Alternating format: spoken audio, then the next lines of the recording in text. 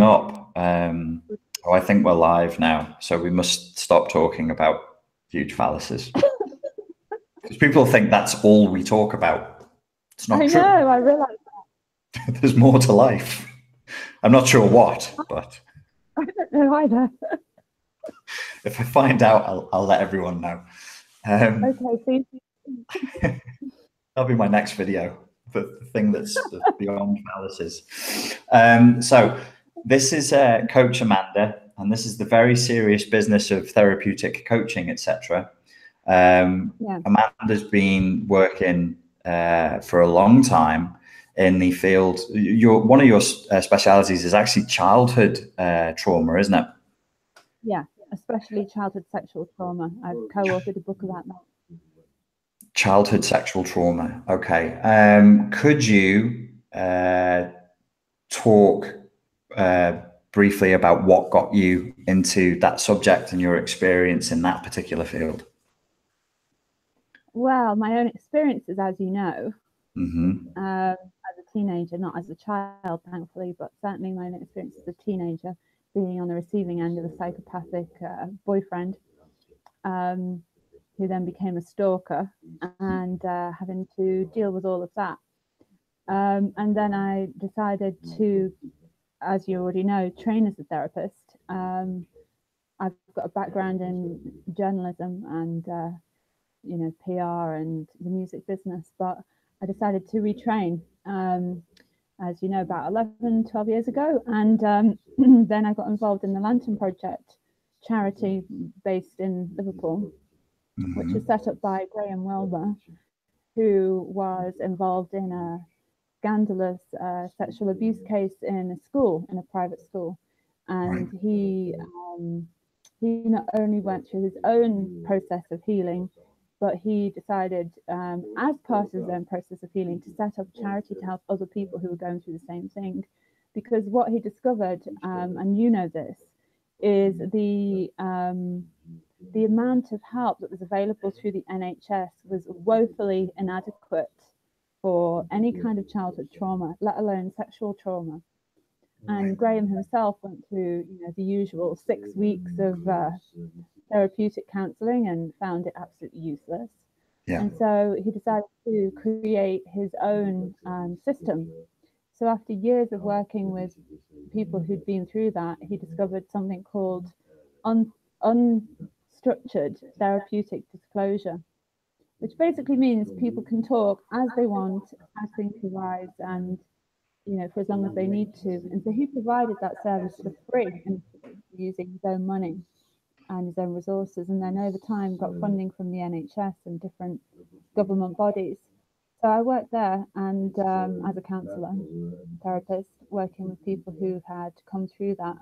We worked with adults, not children, although we did have a kind of offshoot of that, which worked in schools. But it was really dealing with the fact that many adults who've been abused and children tend to, unfortunately, as we know, get into abusive relationships and, abusive work situations, and kind of are unable to take, care and protect themselves. And Graham saw this happening again and again and again. And he discovered that around about, from like about 25 onwards, the coping mechanisms that people develop start to disintegrate.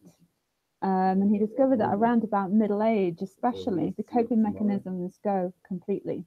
Right. Because, the person is no longer the young, hot stud, or, the young supermodel, or the great musician, or whatever kind of coping mechanisms, or if they're on drugs, the drugs start to take control and damage the body. So he noticed that this was happening a lot, that people who reached, 35, 40 started to break down quite seriously. And there was absolutely nothing to help people who were going through that. So he set up his own system. And so I went and worked with him. And it was when I was working with him that we co-authored this book. And one of the reasons why we co-authored the book is because, again, the way police and the justice and lawyers dealt with adults who had suffered sexual abuse as children was, again, woefully inadequate. Right. And so he decided that he needed to teach the people who are working with adult survivors how to approach it, how to not really traumatize people and trigger them into having a breakdown, which, as we know, happens quite a lot. So he developed his own system for approaching the subject with clients in a way that didn't trigger them or triggered them less, was his thing. Yeah. Okay. Yeah. So you're trained to be working in the darker elements of trauma with a high degree of delicacy then. Is that fair to say? That is fair to say, yeah. Yeah, kind of like I always that kind of subject. I always compare that therapeutically to being kind of like the bomb scene in a film where you have to cut the green or the blue wire. Yeah, definitely. Get the wrong one and everything goes fucking horribly wrong. That's right. So, so you've been working. Obviously, you weren't overtly working with people with CPTSD per se, but by default, because they're the victims of childhood sexual trauma, they presumably had CPTSD symptoms. Absolutely, of course. And as you know, it was a few years ago when I discovered the fact that CPTSD is at the basis of all personality disorders. I remember saying that to you. It was while I was doing this research, and I discovered also the biological implications of CPTSD, as we spoke about on one of our other videos, the HPA axis. Remember? And one of the more popular videos on the channel, actually. Oh, that's interesting. I didn't know that. Yeah, got a lot of views. That I think because a lot of people weren't really talking about it. The dysregulation of the HPA axis is pretty critical to be understood, isn't it? It certainly is, and it's at the basis of most trauma responses. And I discovered that trauma responses are not simply in our brain; they're actually biological. It's a psychobiological system that's happening and needs to be treated as such. As I know you do in your work. What I discovered is that most people in the medical profession, especially in psychology or psychotherapy, just think if we can change the mind, change how a person thinks, that's enough, but it's not. If the psychobiology is completely dysregulated, it's not enough. We have to address every single aspect. So, for example, when I worked with the person who had I can't even say it today, CPTSD, the first thing I would ask is, how are you eating? How are you sleeping? Do you go out of the house? Do you get dressed? It was a really basic assessment, which no counsellor that I know in the past had ever asked anyone. Do you take drugs? Do you drink? How is your sex life? All of these different aspects need to be addressed. It's not enough just to talk about one's problems. Absolutely. Some people are living a lifestyle that induces anxiety and depression, aren't they? Agreed. Like even if you were healthy to begin with, if you lived that way, you would end up feeling very anxious and very depressed. Yeah, and it's why I continually say I'm kind of like an existentialist therapist in the kind of way of Viktor Frankl or R.D. Laing. But at the same time, I'm a sociologist in a sense, and I need to know, well, what's happening in your life, what's happening in your social life, what's happening in your home, in your job, all of these aspects. It's not enough just to give someone a pill and say, hey, go and look at the pink rainbows over there. Everything's going to be fine. If they're homeless or prostituted or just come out of prison or or even just they're very extreme scenarios that I've just spoken about, but even just having gone through a breakup or, having lost a job or having lost one's direction in life is also, enough to reduce. It's interesting, isn't it? Because it's almost like a taboo in psychology and counseling to sort of question the client and say, are you helping yourself, mate? Like if you lie in bed until 2 o'clock every day, festering in your own filth, you're not going to feel too good. you might start getting anxious, you might start getting depressed, or a combination of the two. It reminds me of the somebody asked me earlier today about bipolar disorder, which is not something I'm particularly know a massive amount about. But I remember watching Stephen Fry, I think I mentioned this to you before, interview Carrie Fisher, Princess Leia, about her bipolar disorder, which he said he also had. Both of them are avid cocaine users. Exactly. And she was saying, yes, I would get very, very manic at the weekends. And then on Monday or Tuesday, I would be depressed because I have bipolar disorder. And I'm sat there going, are you guys fucking kidding me right now? If you snort your fucking head off all weekend, yeah, you're going to feel like shit on Tuesday and Wednesday. That's not... The coca's run out. Yeah. Yes, exactly. All the cocaine is gone. I suddenly feel depressed. So there is that strange tendency to sort of pathologize everything and make it about the individual as though it's a virus in the person, isn't there? Yeah. And you know my feelings on that subject. We've had a conversation about this before. That the person is, you know, yeah. Well, that's an interesting tack to take, because I know that you've studied sociology. And you studied feminism as a part of sociology as well, didn't you? I did. And one of those, I got this by, you know, my last year at university. I was allowed to choose different things, and I hated psychology and I hated the university so much. I chose feminism as a laugh. I was like, this is going to be totally lol. And I even told the lecturer that, but she was so good and so smart that she didn't even blink. She was like, yeah, fine, as long as you attend my classes and listen and do the coursework, I don't care why you're here. And we actually ended up getting on really well. But one of the views that the sort of postmodern social deconstructionist had of mainstream psychology was the tendency to doctorize, to pathologize and medicalize and individualize problems that were sociological. Exactly. Well, you know, I've studied Wilhelm Reich and Thomas Sachs and people like that. And other, you know, early psychologists who split away from the Freudian approach, who look at the sociological basis of these problems. And certainly what I feel is, you know, people who've been abused don't get much support in the society that we live in. We live in a society, it's changing now, but up until recently, you know, you have to be heroic, you have to go, you know, get up and fight and earn money and do this and do that and go to your job, even if you're dying inside, you know.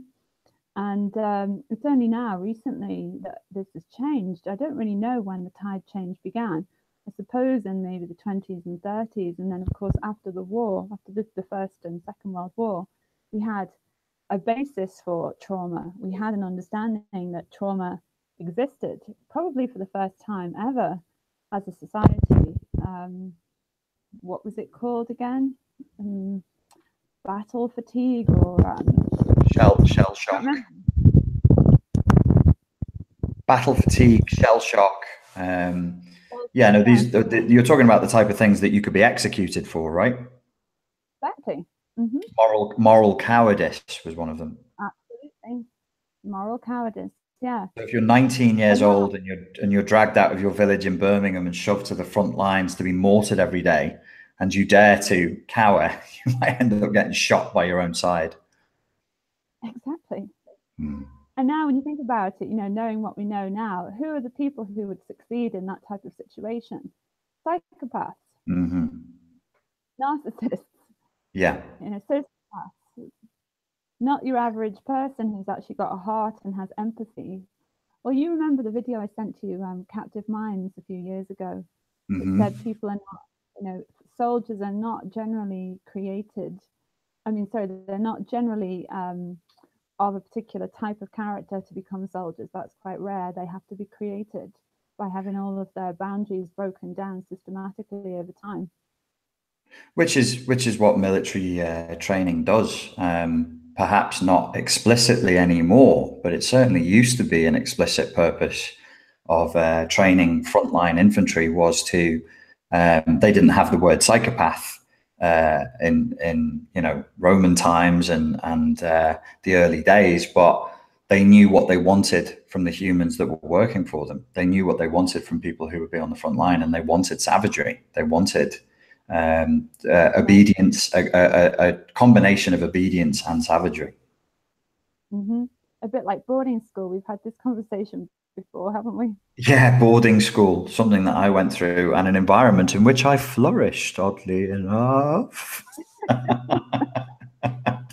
Oh, there are rules and a purpose to my psychopathy here. How wonderful. Yeah, and then getting into martial arts where you can do the same again. Exactly, and then into the security industry and on. Yeah, no, it's funny to see, and I have noted over the years that like the jobs that I wanted to go for, CPTSD would be supportive of those jobs. You know, wanting to be a soldier, wanting to join the police, wanting to join MI5. CPTSD does help with the performance of these roles. Absolutely, and it's funny because I was just thinking about two of the guys that I worked with in the charity. Both were mercenaries for hire. Both had been raped as children by priests, in fact, who, in a very charming priestly way, said to them, "You're completely damned now. Look what you made me do. You made a priest rape you. Therefore, you're damned." And so these guys actually became mercenaries for hire who were literally parachuting into places and slitting people's throats. And they told me all the horror stories over coffee in the office, you know. And one of them in particular was devastated by these things that had been said to him. I remember him crying, you know, speaking to me once and saying, "Am I really damned, Amanda? Am I? Am I?" It was harrowing. But he still, 60 years later. This is the effect of psychopathic and narcissistic abuse. It corrupts the hard drive completely to the point where being alive, doing anything is painful for the victim. Trying to love, trying to live, trying to move forward in life becomes a kind of a torturous agony. It does. However, there is hope. There's always hope, Frodo. How when you get somebody, say that again, sorry. We're still smiling despite it all. Yeah, exactly. Ha! Smiling in hell. That was whenever I go to Bosnia, I'm always like, especially around Sarajevo, I'm always like, everybody's telling jokes all the time. Even if they're discussing the war and they're talking about the worst elements of it, they'll be like, "Did you hear about the joke who had his ear shot off, about the guy who had his ear shot off by a sniper?" I'm like, you guys are pretty raw. There's nothing you won't joke about, is there? There's nothing that you won't, you know. Yeah, a bit like Scousers. A bit like Scousers. Speaking of highly violent environments. So in terms of optimism, when you see a client who has experienced really bad boundary crushing childhood trauma, how optimistic are you for their recovery? Well, I am optimistic. And I was saying this to a client this week because I believe no matter what a person has been through, there is still something that remains. It's like in the V for Vendetta, you know, when you say about that 1 inch that no one can take away. Right. That ground of being that child came in with that is uniquely them, it still remains. It's very rare for that to be completely destroyed and completely corrupted. And so what I try to do with my clients is to try and get them back to not who they were before the abuse happened, because of course that's not possible. We'll always be affected by what happened. But you know, that ground of being, that unique personality, that unique soul that was born will always still be there. You know, it's what essentially enabled us to survive the things that we've been through. And so this is where I call myself an existentialist again. You know, I think whatever it is that we come in with, it's still there and it's still uncorrupted. When it does get corrupted, then you have complete psychopaths. Then you have your Ted Bundys, you've got your, you know, Fred Wests and things like that. But for most people, I think that part of them, no matter what happens to them, doesn't get corrupted. And so I tried to, locate that place and help them to connect with that place before the trauma happened, and then to build that up, make that foundation stronger again. Because as you know, one of the things that happens most is we lose our identity, we lose our confidence in ourselves, we lose our sense of who we are, and not who we are in terms of the world and in worldly achievements, but who we really are. And then I'm getting onto like spiritual, because I'm prone to a bit of that. Who we are on that level. I'll zip it now. Prone to a bit of woo. No, a bit of woo is a good thing, and I think excuse me, the devil is choking me, so I can't speak. Yeah. I'm under psychic attack with demonic phlegm. The devil's phallus just disappearing down my throat. Again. I think I need to go back into therapy. Sorry. His claws are digging into my head.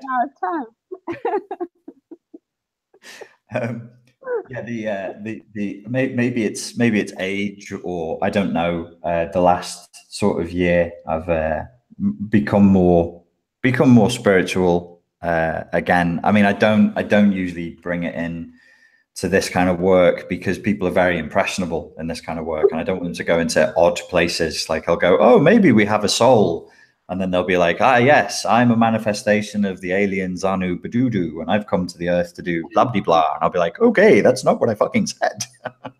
Yeah, exactly. I see. You mean, yeah, this is where getting au fait with one's theology is important. Yeah.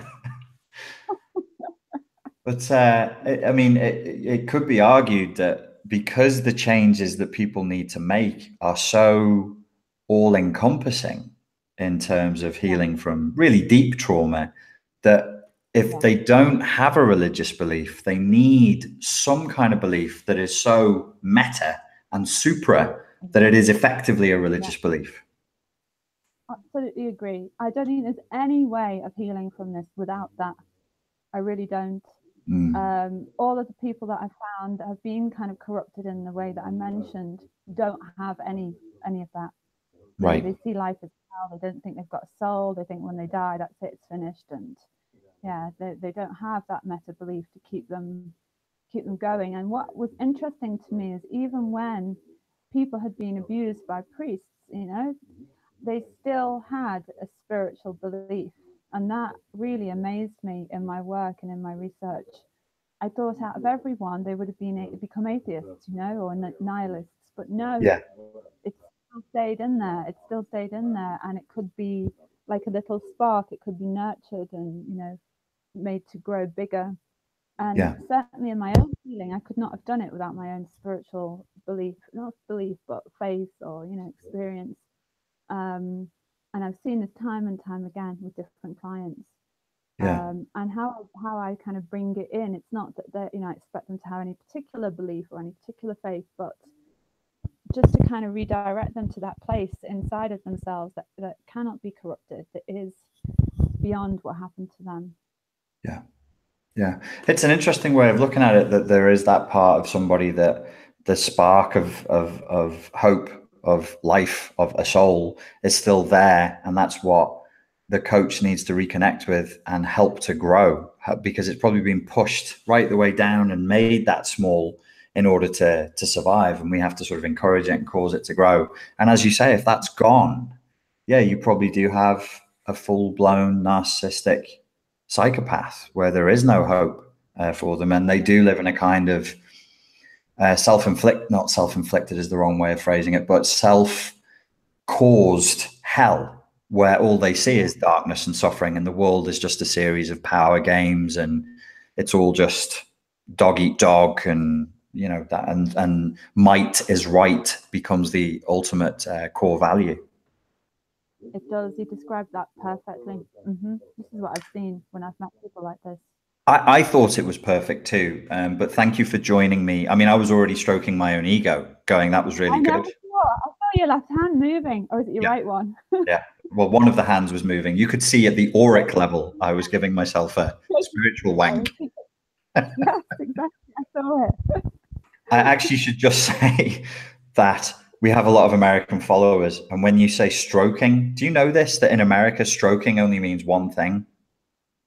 No, No. most Brits don't. So I went over there and I kept on going up because I'm a dog lover. I would walk up to people and go, "Oh, can I? Your dog is so cute. Can I stroke him? Can I stroke her?" And the Americans are so polite. They'd be like, yeah, okay," but they'd always look a bit freaked out. It only ever means wank in America. No. Yeah, it only means wank. It doesn't mean. So it took me 6 goes before somebody said to me, "You can't say that here." And I was like, "What do you mean? I just want to stroke your dog. He's so beautiful. Why can't I stroke him?" And they'd be like, "That you can't, sir, you can't say that to me, sir." I was like, "Oh, I'm so sorry. I didn't realize." I don't know what they say instead. Caress? "Can I caress your hound, madam?" Sounds even worse, doesn't it? "Twiddle my moustache. May I caress him?" Pet, I think. Maybe pet. Yeah, pet, probably. Pet. But that's even worse. That sounds even more sleazy, doesn't it? In English, it sounds dreadful. Like if somebody walked up to you and went, "Oh, your dog is so cute. May I pet him?" You'd be like, "No. Don't touch him, freak." Yeah, 6 people. 6 people let me do it. That's how polite Americans are. They were like, "Oh, must be a European thing. I dare not refuse him." They're probably secretly thinking, "Yikes, what's going on?" And now suddenly everyone has got a whole other understanding of your relationship with Max. Yeah, they do. Yeah. They're like, "Oh, that's why they're so close." There was even a guy that they let their dogs on flights, in America. They can sit on the seat next to them. My goodness. It's weird. There was a guy who was a Marine with a military trained dog, and even a Marine with a military trained dog didn't have the heart to say to me, "Stop being a fucking weirdo and asking to stroke dogs." That's how polite they are. When you're working with people, I know that obviously you've got to do it based on certain principles. Is there an approach that you have when you're working with a client, you really don't know where they're coming from? How do you get a handle on where they're coming from and the best way of sort of talking to them from where they're at? I use your techniques, Richard. Stop stroking my ego. What's my techniques? No, I'm joking. Well, I do, of course, but that's a good question.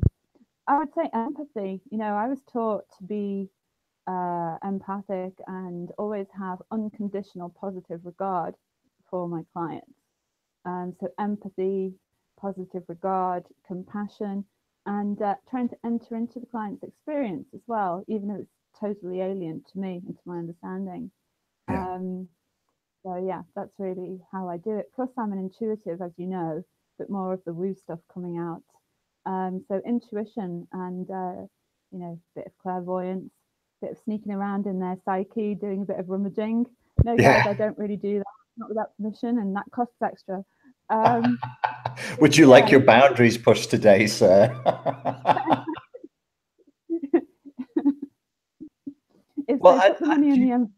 Do you ever get problems with that? Because I found that I would do a similar thing when I was working with clients, and I would try and experience what their experience was as a child in the first person, which is not a million miles away from a kind of clairvoyance, spiritual sort of solution. Did you never get any ill effects from that? Yeah, of course. And we all know that you've got this superpower, Richard. So, there's no point hiding your light under a bushel. Yes, there's a pronounced fawn response I'm noticing here. Damn, rumbled. No, but I'm teasing you, you know that. I know you don't like to talk about this stuff, in fact. But yeah, it's a good question. And yes, I did, of course. I think we've talked about this before. You can't stop giggling now. The Spartan life coach is not a secret spiritual experiment. It's not magic masquerading as mainstream psychology. Stop it. Stop giving my secrets away. Go on, sorry. Can I do it? Yeah. Okay, we have to take a pause. Let me think about that. Yeah, I mean, isn't it, in a sense, emotional contagion, or energetic contagion, we could call it. You know, taking on another person's stuff. But the thing is, it happens a lot. If a person is sensitive and empathic, then emotional contagion can happen anywhere. And you always say, you know, that our state transmits. And so I think if we are in a state of openness with a client, they're coming in a very agitated state. You know, it's easy to be like a receptacle that then receives all of that agitated emotion and energy. And so what I've discovered now to try and help deal with that is to maintain what I call a kind of dual consciousness, whereby I remain in touch with my own feelings, with my own consciousness, with my own energy, while at the same time tuning into what they're feeling. Rather than just opening the gates and saying, okay, dump everything, you know, I'll take it, I'll be the holy sacrifice. It's not, you know, it's not like that anymore. Anymore. I resolved that 2 months ago. That's ancient history. Well, you said you had similar things when you were dealing with clients. You know, it can become emotionally draining. Oh no, I was totally boundaryless. I didn't do it in the right way at all. And I think you described it as being like a sin eater. And and there was like an element of self-sacrifice in it, and it ended up becoming like a playing out of, you know, a codependent, fawning, self-sacrificing, scapegoaty kind of thing, where it's like, okay, dump it all here, and then we'll burn the wicker man afterwards. And I just got very sick. I just got very physically sick. Did you? Because I didn't know that this happened to you, but this is typical. This happens a lot. Yeah. I think about 2000 and late 2015, early 2016 was when I stopped coaching, and the reason was I was just very consistently my glands swell up. My glands swell up in my neck, and I just feel sick. I just walk around feeling sick. Usually, when it was coaching people with childhood trauma, and you jokingly said rummaging around in their psyche and using clairvoyance, but it kind of sometimes felt like that, because obviously clients are not going to just sit down and tell you the truth. They're not trained to be amazing clients. They're just humans in pain. So they will lie and they'll put up smoke screens, and it was the best way of getting past the smoke screen. Absolutely. Absolutely. And that's what makes, sorry, I'm fawning again. That's what makes you such a good coach, and it's what makes me such a good coach too. And not everyone actually has that ability. You know, there are people that come in there just from a very left brain, logical, analytical perspectives that are like, okay, I'm going to make them do this, I'm going to put them through that, and you don't actually respond to the needs of the client, which is quite dangerous, I think, you know. Yeah, and that's why I've been very careful with picking the coaches, not just having people who have a high degree of experience, but also picking people who've had their hearts smashed open and are broken. And thanks, Richie. Yeah, tell the world. Listen, but like a phoenix from the flames. I can't have coaches who haven't died at least once in this lifetime. I mean, what fucking good would they be? They'd be useless. And this is why I detest most of the coaches out there, as you know. Right. You know, all the little shiny Barbie dolls who are saying, oh, look at me, I'm going to coach you, yay! Yeah. And who haven't even probably done a coaching qualification in their lives. Or if they have, they've bought it off the back of a lorry in Highton. In some dirty lay-by in Newcastle. Yeah, along with their hair extensions and their boobs. It sounds like you're thinking of a specific person, but let's not move into the realm of slander. No, I know the type. I know exactly who you're talking about and where these people are coming from. I haven't gone through this literally shamanic experience. Yeah. It is a shamanic experience. And actually, I'd like to say something here which may be useful. There's a woman called Carla McLaren who's written a book called The Wisdom of Emotions. And in her book, she writes about trauma. And she says that trauma is an initiation, but it's an initiation in the wrong place at the wrong time with the wrong person and or people, and with no final outcome that can be used for the person's growth and development. Like Judith Harmon in her book Trauma and Recovery, which I know we've spoken about before, one of the most important things in recovering from trauma is to be welcomed back after the trauma, after the traumatic experience. Because Carla said that most people who suffered trauma carry it on their own. You know, even if they get therapy, that therapy is finished when they close the door to the therapist's office and they're back in their life. So it's important to find a way of ritualizing what's happened, you know, making some kind of meaning out of it, which is what Viktor Frankl talks about, of course, you know, man's search for meaning. We have to make meaning out of what we've experienced. And again, I think this is where the spiritual approach and the sociological approach, thinking about people's lives and how they live, the two things converge. That's interesting. The spiritual and the sociological would converge in a simple scenario, which is if you still had a tribe.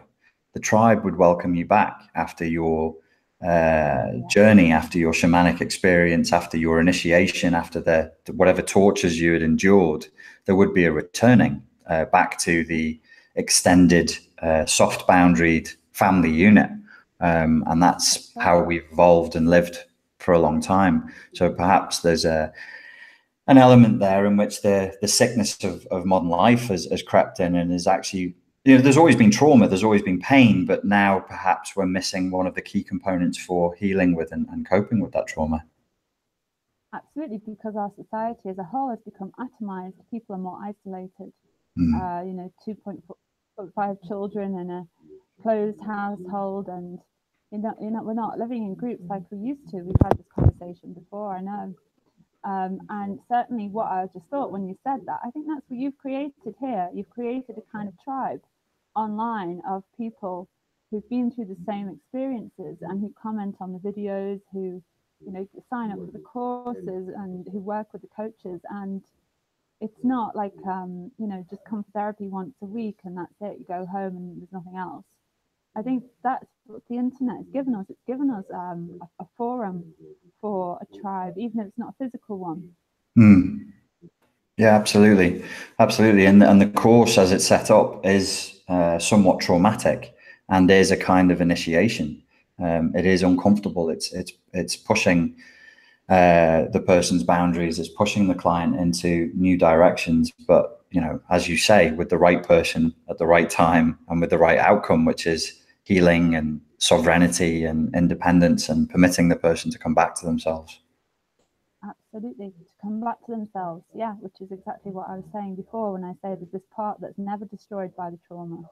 And if you can help a person to return to that, then I think that's what a successful initiation does. You know, the person's not broken forever by a successful initiation. They come back to themselves stronger. Stronger, maybe more damaged in some ways, but stronger in others. Yes, no, it's an interesting point. And I think, you know, we did discuss it recently because I was talking about people, white migrants in America who were captured and tortured by Native Americans who then willingly ended up staying with the tribe, even though they'd have had several fingers removed and bits of them chopped off. They'd be like, well, still better here than amongst those white folks. But I've not seen many films that explore it, not read many books that explore it, but it is a matter of historical fact. I mean, everybody knows that, yes, there were some people who went off and they stayed with the Native American tribe they were with. What's less understood is that a lot of these people were tortured first, like in a very systematic, extremely traumatic way, whilst the tribe tried to figure out what their soul was like through the torture. And they go, yeah, that one you can just kill. Oh, that one, he's all right. You know, Uncle Bert that got shot last week, I think he's going to replace Uncle Bert. And then you would be taken and your job would be to go and be Uncle fucking Bert in the tribe. It's like you said sociological and spiritual, and my mind went, yes, it's like this and like that, and also this thing. Yeah, it's true. It's absolutely true. And of course, you know, one of the major rituals in the Native American tribes is the sun dance, where they hang men from their nipples. From their nipples. Only in your fantasies do they hang them from their nipples. I think I can't remember which tribe did it. It's the pectoral muscles. Yeah. Which tribe was that? That's a question. I'm not sure. I can't remember. But they still do the sun dance even now. Yeah, I know that Richard Harris. There was a film called A Man Called Horse, wasn't there, where it portrayed that. But yeah, painful initiations where parts of you get cut away, and where physically there's less of you at the end of it, but there's more of you spiritually on the other side of it, seem to be a hallmark of that. And even in some tribes, in some ceremonies, people would even self-mutilate. They'd even do it themselves. They would kind of torture themselves. Nobody here is saying that that's a good idea. Don't do that at home, kids. Yeah. It's just an interesting historical artifact. Okay, well. Yeah, because we're talking about spirituality, we're talking about trauma spirituality. And as you know, when I was doing my master's degree, that was what I focused my dissertation on, trauma and spirituality. Yes. Because I do believe there is a link. Often some of the people that I know who've been the most traumatized are the most spiritual out of all the people that I've met. Yeah. And I think, you know, yeah, that is something that we can look at as being the positive side of going through these things and coming out the other side of it. People who've had what I call a holiday life, where nothing bad has ever really happened to them, don't really seem to be that interesting. And they like to watch the Kardashians. Yeah. And get their eyebrows done. Yeah. Yeah, no, there does seem to be that side to it, where trauma can add some depth and some spiritual depth to the person, for sure. Yeah, as long as we don't get completely destroyed by it, you know, which it can feel like when we're in it, because especially with no support and no education, going through narcissistic abuse is terrifying. Not now so much, because now you put information out there and there are others like you putting information out there. But a friend of mine, who's a therapist, Iona Miller, said, you know, up until like 10 years ago, there was really no information about narcissistic abuse.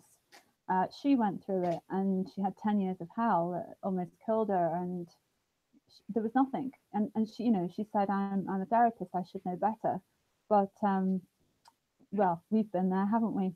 We're therapists and we should have known better too. But something about love. It's something about love and intimacy. I think the expression is love is blind. I think that's probably where the adult human is at their most vulnerable and reduced back to their most infantile state, is when it comes to romantic and sexual love.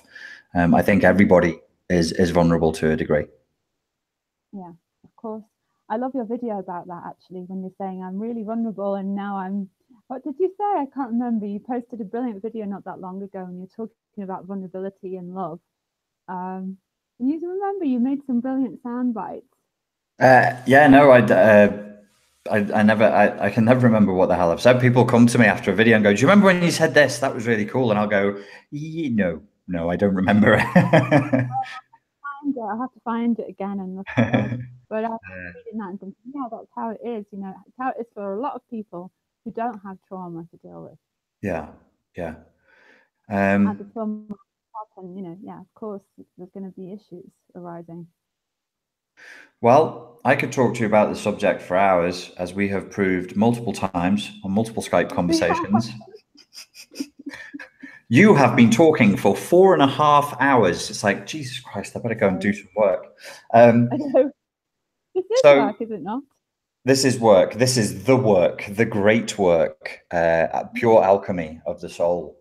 Yeah. Coach Amanda is available for coaching now. If you follow the link below, you can find more information about how to get coaching from her. If coaching is not available at this time, there's a waiting list that you can jump on, and usually that opens up once a week. So you won't be waiting very long. If you do end up on the waiting list, you shouldn't be waiting for more than 4 or 5 days. In closing, Amanda, do you have anything further to add or any advice to people who are watching this who are currently struggling with the effects of narcissistic abuse? Yeah, it will get better. It may seem like it won't, but it will. And we do have, something in us that survives despite the trauma. And we can rediscover what that is and build on that one little inch that can't be corrupted.